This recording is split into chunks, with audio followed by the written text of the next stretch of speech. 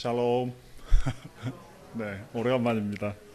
그 사이에 몇 차례 그 대전에 왔다 갔는데 수모교회는 또 오래간만에 또 다시 오게 됐습니다. 어, 어떻게 지내셨어요? 기쁜 일도 있고 또 속상한 일도 있고 그러셨죠? 네. 가능하다면 우리의 삶에서 우리가 원하는 일들만 이루어지고 어려움이 없는 인생을 살았으면 좋겠다.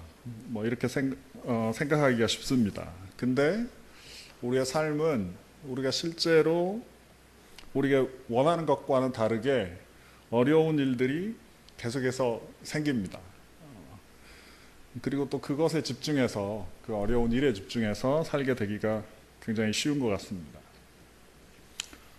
저도 이번 달에 그 이상하게 보통 때와 다르게 좀 어려운 시기를 보내고 있습니다.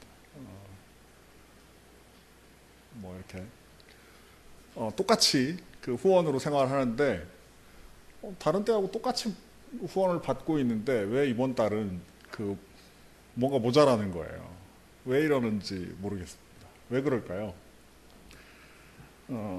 한 두 달 전쯤에 그 이제 최근에 부부들 대상으로 성경 공부를 했는데 부부들 대상으로 성경 공부를 하다 보니까 하나님이 그 제가 한 15년 전에 부부들 대상으로 처음 사역을 시작을 했었는데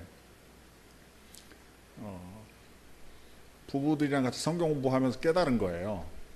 뭘 깨달았냐면 하나님이 그때가 시발점으로 내가 하는 지금의 사역을 하게 하신 거구나 이런 생각이 들었어요. 그래서 그러면 이 법률가들도 이 결혼의 문제, 가정의 문제를 좀 도와야 되겠다 이런 마음이 들어서 집에 에어컨을 설치를 하게 된 거예요.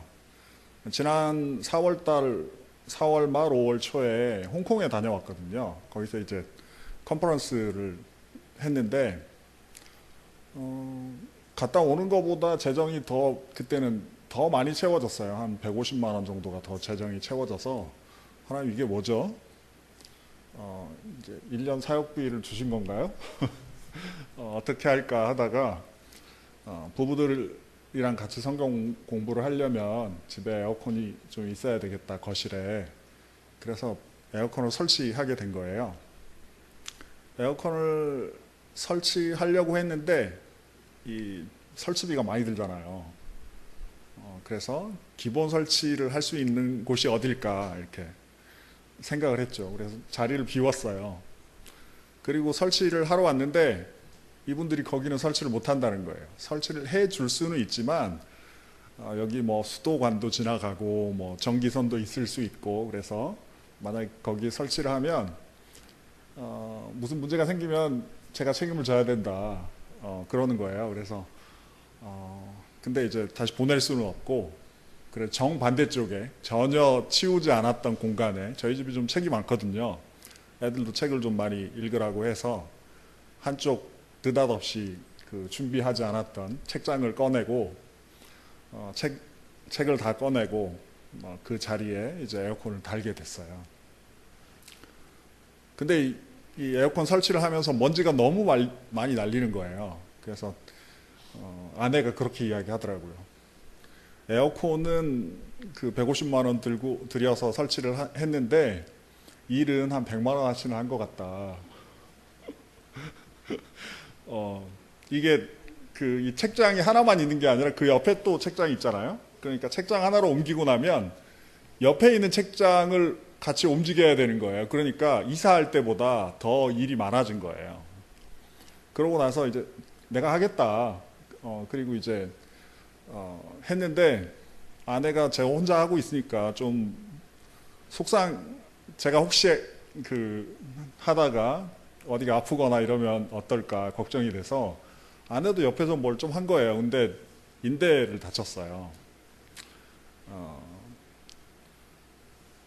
뭐 그때 바로 다친 건 아니고 그러고 나서 무리를 했는데 또 뭐 다른 걸 하다가 인대를 다쳤는데 그래서 한 달 반이 넘게 제가 혼자 그 아내가 손목 이제 오른손도 원래 여기는 원래 좀 안 좋고 여기 이제 근데 이제 왼손도 이번에 인대를 다쳐가지고 제가 집에서 제일 하기 싫어하는 게 설거지인데 한 달 반 동안 이렇게 설거지를 계속 하게 됐습니다. 그리고 조금 얼마 전에 이제 방으로 옮겼어요. 그러면서 또 애들 방을 이제 큰 방으로 옮기고 뭐 그러면서 이제 또 애들 침대에 뭐 나사못을 제가 박다가 이 정도 힘을 줘도 되겠지라고 생각을 했는데 저도 손목에 인대를 다친 거예요. 최근에 그런 일이 있었습니다. 그래서 저희 집 두 부부의 손목이 다 지금 안 좋은 상태입니다.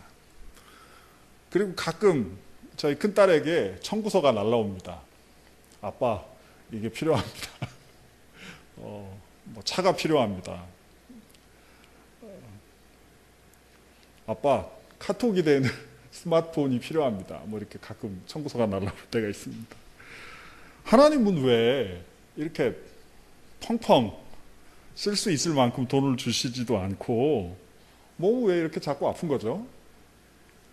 왜 그런 걸까요? 하나님 좀 왜 우리에게 이렇게 좋은 일이 계속 일어나는 게 아니라 어려운 일이 자꾸 일어나는 걸까요? 저는 이 문제가 저만의 문제가 아니라 여기 오늘 함께한 우리 모두의 문제가 아닌가라는 생각이 듭니다. 오늘 본문에 근데 왜 그 문제 이야기를 하면서 왜 창세기 1장 1절을 본문으로 정했을까? 오늘 오신 분 중에 창세기 1장 1절을 암기하시지 못하는 분은 별로 없을 것 같아요. 한두 사람 빼고. 그렇죠? 태초에 하나님이 천지를 창조하셨습니다. 그런데 창세기 1장 1절 가운데 태초에 계신 하나님에 대해서 저는 잠깐 나누려고 합니다.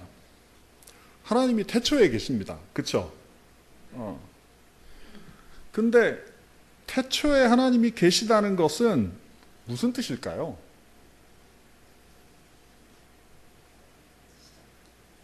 하나님이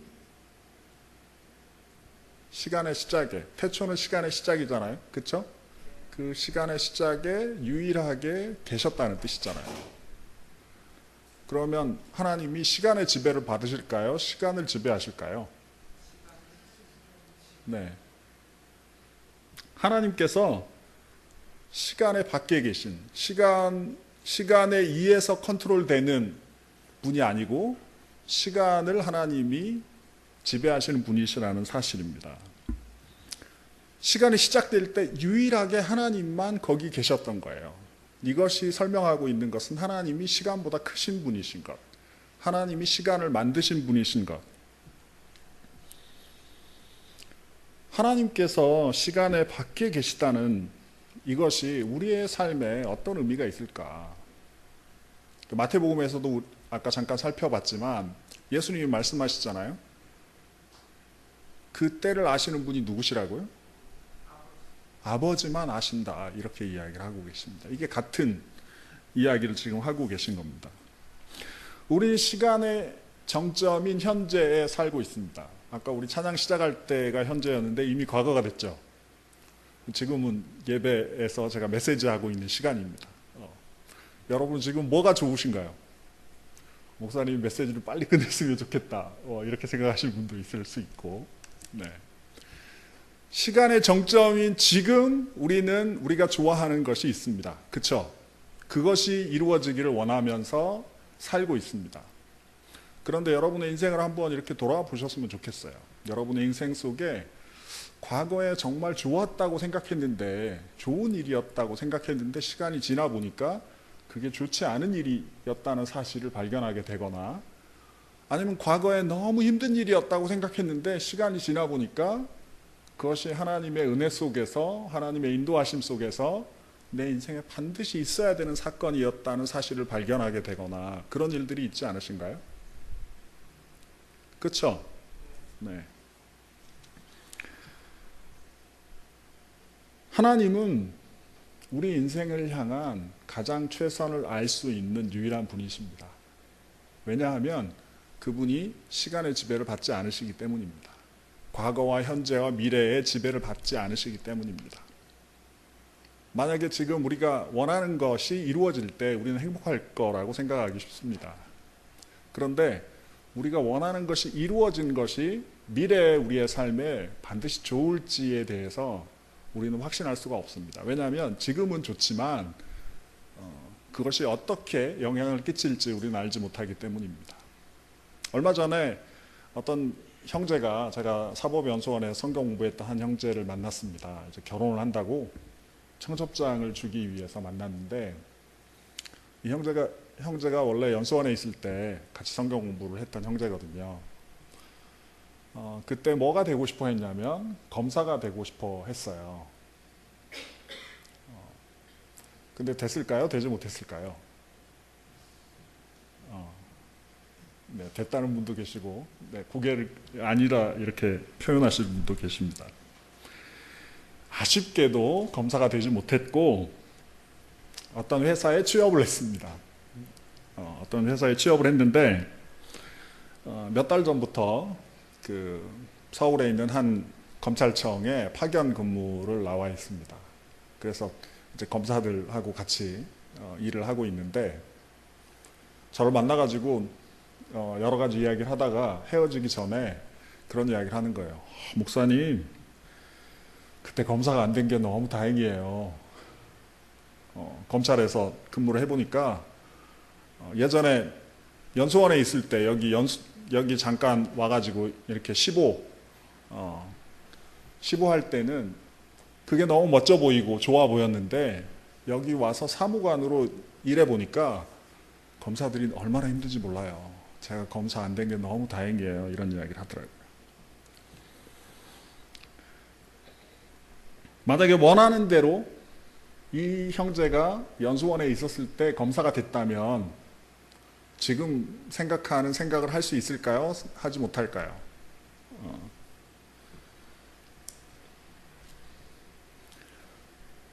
자기가 원하는 것이 됐기 때문에 행복하다, 이렇게 생각하며 살 수 있을지 모릅니다. 그런데 검사가 되지 않았을 때 마음이 어땠겠습니까?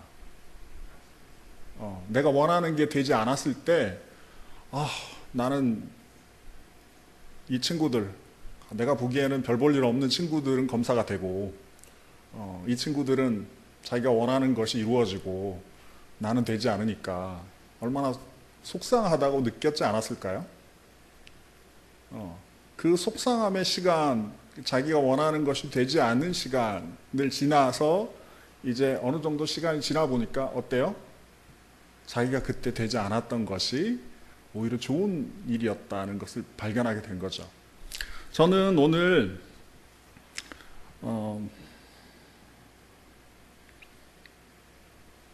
여기서 어떤 성공이나 어떤 원하는 것이 더 좋은 것을 하나님이 얻게 해주신다, 이 이야기를 하고 싶은 것이 아닙니다. 그것이 아니라 우리의 시간 속에서 하나님이 일하고 계실 때 우리의 삶 속에서 무슨 일이 일어날 수 있는지에 대해서 나누고 싶은 마음입니다.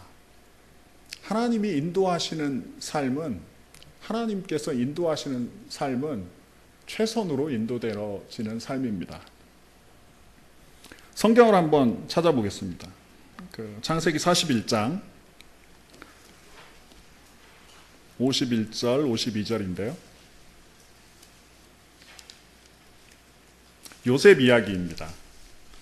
41장 51절 52절.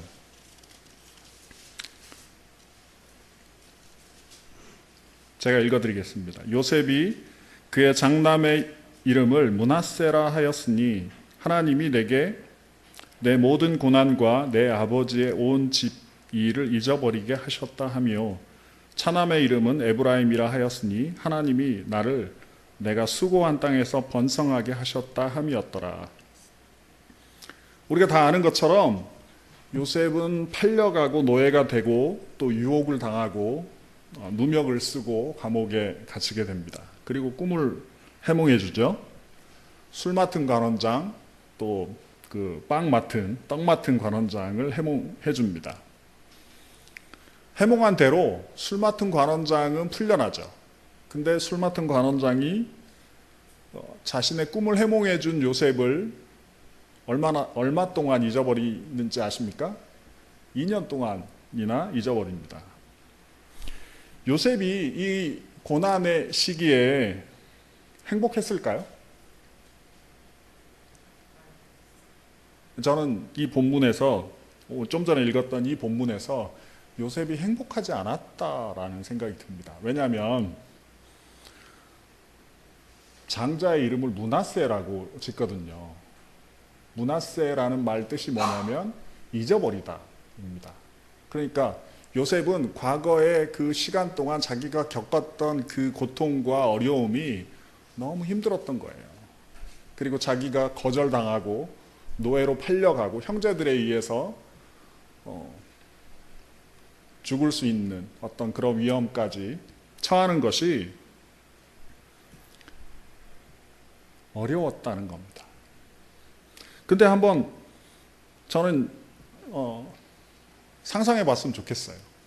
요셉의 삶 속에서 만약에 그가 경험했던 여러 가지 고난들이 있지 않습니까?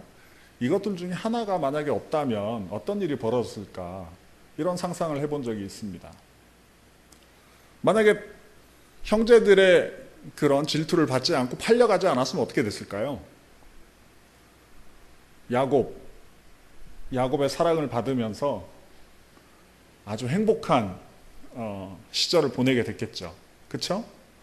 행복한 삶을 살았을 겁니다. 이런 어려움에 직면하지 않아도 됐을 겁니다. 근데 그러고 나서 결과는 어떻게 됐을까요? 그냥 그렇게 아마 가뭄이 들어서 굶어 죽지 않았을지 이런 생각도 하게 됩니다. 그러면 노예로 팔려갔는데 거기서 유혹을 당하지 않았으면 어떻게 됐을까요? 노예로 팔려간 건 이렇게 어떻게 할 수 없으니까 팔려갔어요. 근데 유혹을 안 당했어. 어떻게 됐을까요? 그냥 좋은 노예로 살았겠죠. 그냥 인정받는 노예로 살았겠죠. 경호대장의 인정을 받는 노예로 그냥 살았을 겁니다. 그렇죠? 누명을 안 썼어. 이 아내의 부정을 알게 됐어, 경호대장이. 그래서 아내를 이렇게 이혼하고 인정받는 노예로 살 수도 있습니다. 근데 그런 일은 벌어지지 않았고 유혹을 당했고 누명을 쓰게 됐습니다. 그리고 감옥에 갇히게 됐습니다. 감옥에서도 꿈을 해몽해주지 않았을 수도 있고 꿈을 해명해줬더니 술 맡은 관원장이 잊어먹은 게 아니라 기억했을 수 있습니다. 그럼 어떻게 됐을까요? 풀려났을까요? 아주 굉장히 긍정적인 분은 그렇게 생각하실 수도 있을 것 같습니다. 근데 저는 그런 생각이 듭니다. 술 맡은 관원장이면 우리가 느헤미야의 경우에 본 것처럼 서열 2위잖아요. 그렇죠? 왕의 정말 신뢰받는 사람 중에 한 사람이지 않습니까? 그런데 이 술 맡은 관원장이 저기 경호대장의 감옥에 누명을 쓴 히브리 노예가 있다. 자기는 뭐 잘못한 게 없는데 유혹당해가지고 누명을 쓰고 저 히브리 노예를 살려줘야 된다. 이런 이야기를 만약에 했다고 생각을 해보십시오. 무슨 일이 벌어졌을까? 경호대장도 막강한 실력자이지 않겠습니까?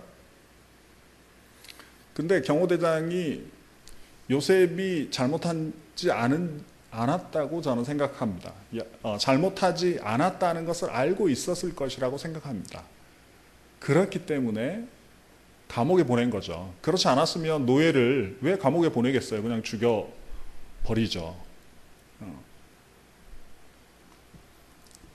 그런데 이런 일이 드러났어요. 술 맡은 관원장에 의해서 드러났어요. 어떻게 됐을까요? 자기의 치부가 드러난 것처럼 보여지는 그런 상황이잖아요. 그러면 선택할 수 있는 쉬운 선택은 그런 사람 없다. 그런 사람 감옥에 와봐라. 그런 사람 없다. 요셉은 쥐도 새도 모르게 그냥 죽었을지 모릅니다.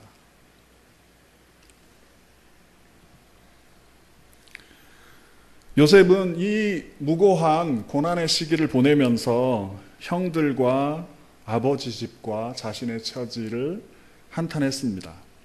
그래서 그 아들의 이름을 잊어버리다, 므낫세라고 지은 겁니다.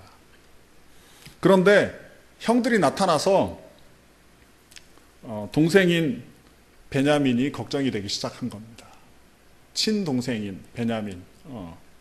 그래서 이 베냐민을 보호하기 위해서 모략을 써서 베냐민을 데려오도록 해서 베냐민이 이 형제들에 의해서 자기와 같은 그런 위험에 처하지 않도록 하기 위해서 지금 술수를 썼던 것입니다. 그런데 유다가 베냐민을 대신해서 종이 되려고, 노예가 되려고 하는 그 모습을 보고 그제야 깨닫게 됩니다. 무엇을 깨닫게 되냐면 하나님께서 자신을 애굽으로, 이집트로 이 모든 사건들을 알고 계시면서 보내셨다는 사실을 알게 됩니다. 요셉에게 이런 사건과 고난이 없었다면 아마 12개의 민족이 태어났을 것입니다. 그리고 하나님의 구원의 역사는 또 다른 그 속에 한 민족을 통해서 일어나야 되든지 너무나 어려운 문제에 봉착했을 것입니다. 사람들은 요셉이 총리가 된 것에 집중합니다. 근데 하나님에게는 어떤 위치에 올라가는 것, 그것이 별로 관심이 없습니다. 하나님은 구원의 역사를 이루어가고 계십니다. 하나님의 나라가 이 땅에 이루어지는 것을 하나님은 지금도 일하고 계십니다. 만약에 요셉이 하나님께서 그의 고통과 고난을 주권적으로 인도하고 계시고 시간을 초월해서 과거와 현재와 미래를 다 알고 계신 그 하나님께서 자기의 삶을 인도하고 계신다는 사실을 알았다면 이 고통의 상황에서 절망하는 것이 아니라 오히려 하나님을 바라보면서 기뻐하면서 이 고난을 잊으려 하는 것이 아니라 스스로 자기가 원하는 것을 성취하려고 동생을 구하려고 하는 것이 아니라 하나님을 기대하는 그런 삶을 살 수 있었을 것이다 라고 생각이 듭니다. 성도님들의 삶 속에 여러분의 삶을 한번 돌아보실 수 있었으면 좋겠습니다. 과거를 한번 돌아보십시오. 하나님께서 분명하게 성도님들의 과거의 삶을 인도해 오셨습니다. 그럼 지금 경험하고 있는, 오늘 경험하고 있는 문제와 상황 속에 하나님은 어디에 계십니까? 하나님은 지금도 일하고 계십니다. 하나님이 지금 일하고 계시는 것을 우리가 목도하지 못하고 있지만 하나님이 인도하고 계시는 것을 신뢰하는 사람은 현재의 고난에 그것을 절망하는 것이 아니라 하나님의 인도의 과정으로 이것을 누리면서 하나님을 바라볼 수 있습니다. 하나님의 나라가 우리의 삶 속에 이루어지는 것을 위해서 하나님은 지금도 일하고 계십니다. 시간의 지배를 받지 않으시는 하나님은 과거와 현재와 미래가 시간적으로 순차적으로 알 수 있는 분이 아니라 시간의 순차적인 전개 이전에 이것을 한꺼번에 통째로 알고 계시는 분이십니다. 그래서 우리의 미래, 우리의 최선을 향한 가장 좋은 것을 유일하게 알고 계시는 분은 하나님이십니다. 그래, 우리의 뜻이 이루어지는 것이 행복한 것이 아니라 하나님의 뜻이 우리의 삶 속에 이루어지는 것이 행복한 일입니다. 여러 가지 상황들, 좋은 일, 어려운 일, 이런 문제들을 겪을 때마다 이렇게 질문해 보셨으면 좋겠습니다. 하나님이 분명하게 알고 계시는데 이 일이 왜 일어났을까? 이렇게 생각해 보셨으면 좋겠습니다. 하나님이 이 상황을 어떻게 인도하실지 기대해 보셨으면 좋겠습니다. 이 문제와 상황 속에서 내가 발견해야 될 하나님의 의도는 무엇인가, 이것을 깨닫게 되시기를 바랍니다. 하나님이 이 상황과 이 인도하심 속에서 내가 순종해야 될, 내가 배워야 될, 내가 변화되어야 될 그것이 무엇인가, 그것을 발견하게 되셨으면 좋겠습니다. 아까 그 말씀을 시작할 때 이번 달에 제가 재정이 갑자기 어려워졌다 이런 이야기를 했습니다. 이렇게 돌아보니까 재정이 이번 달만 어려운 게 아니고요. 이번 달 이전에 매달을 특별한 은혜 속에서 살았더라고요. 하나님이 특별하게 인도해 오셨다가 이번 달에 저에게 그것이 특별한 거다라는 것을 가르쳐 주시는 것이었던 거예요. 그래서 또 한편으로 하나님이 이 상황을 이번 달은 어떻게 인도하실까 기대하는 마음을 가지게 됐습니다. 그리고 나는 여기서 어떻게 순종해야 될까, 내가 순종해야 되는 것은 무엇인가, 이런 마음을 가지고 있었는데 하나님이 동역자들을 찾아라 이런 마음을 주셔서 제가 할 수 있는 순종이 뭘까요? 그래서 오늘은 대전에 온 겁니다. 그래서 여기에 쓴 거고요. 저는 순종했는데 하나님은 어떤 일을 어떻게 하실지 잘 모릅니다. 아직 여전한 문제는 있습니다. 그렇지만 저는 기대하고 있습니다. 하나님이 어떻게 인도해 가실까, 어떤 사람을 만나게 해 주실까, 하나님이 이 일 속에서 하시는 일은 무엇일까. 손이 다쳤습니다. 제가 손을 다치면서 예전 같았으면 이 정도 힘을 주고 이 정도 무리를 해도 괜찮았을 텐데 이제는 그렇게 하면 안 되는구나. 예전에 내가 생각했을 20대, 30대 하고는 달라졌구나. 이제 내 몸이 이제 다르게 인식해야 된다는 사실을 깨달았습니다.